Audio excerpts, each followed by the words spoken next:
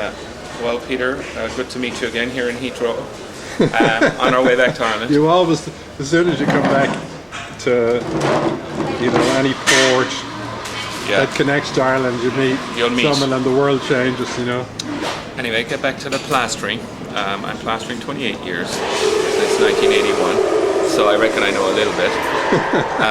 Well, you're the master, Johnny. So, going back to nature, what I was talking to you about the swallow's nest, very interesting material and how the swallow uses a spit to bind the mortar, so it's a natural additive. So incorporating the odd swallow's nest, if you find abandoned in a barn or something, incorporating it into a sand and lime mix, a little bit of that gives it a little bit of bounce. Throw in your horsehair at the end and you have a little bit of tack. Say for a barrel mix of sand and lime, maybe 1-2 nests, depending on how nice the nest is. But it does add to it, because if you ever look at a swallow's nest, how it sticks to a bare concrete, flat, smooth wall, so it has the adhesion. And that's in the spit, isn't it? That's in the spit, because it's picking up its mud. If you ever watch them, swifts are the same thing. Spit it out, and they just keep building it up. So if they can do it, a lot of birds in nature can make their own little house, very cheap, using all natural materials, doesn't have a roof, but it's in a sheltered spot, the materials are at hand, and this is where we should be going back. Affect the mortgage and chasing our tails. We should be striving for more doing it ourselves with the materials around us. I met some young guys recently down in Toronto, and I was saying, how much litter is around here and how much plastic and all this, carry on.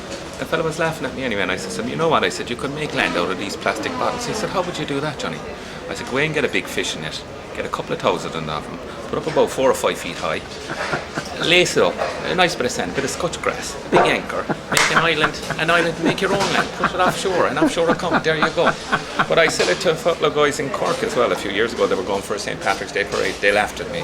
But the same guys were burning nappies in the fire and empty bottles of cider. So, Well, that's how they used to make the cronogues. They used to make a raft and put stones on it and sink it into the lake.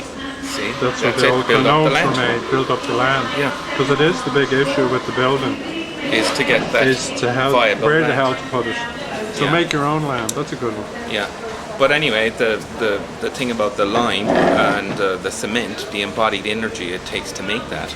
But if you went back to old traditional ways of making lime, you can make lime off oyster shells, you can make lime off many different things, you know what I mean? Your cement, you can mess around with clay. You don't really have to have a strong hard thing. You can have an organic wall, and you can have a breathable wall, and you can have a water-resistant exterior wall at the same time, if you know the techniques and you don't stray too far from the tried and tested recipes of mixes specific, and that's in incorporating knowledge, expertise, and conditions on site suitable to that application of that particular thing. But plastering is a simple thing if you keep to the parameters of, you know what I mean, because it is a trade, it is a system. Some people say, okay, we'll go scratch coat it, and they scratch coat at a relatively 3-4 to 1. They'll come on with their finish and they'll do the same thing.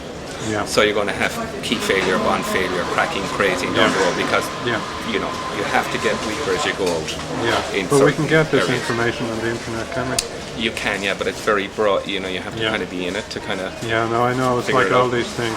And so I would say to people, investigate more, Peter's site and many more, and there is ways around alternative building and better methods and natural methods. Look at the little hut African, so on the mud huts, they work fine.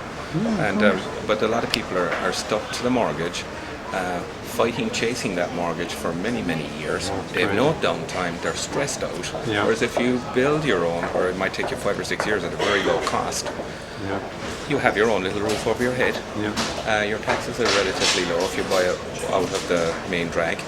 And more downtime to spend with your family and friends, and less hassle to chase. And life is short, and then you die, so you might as well enjoy it.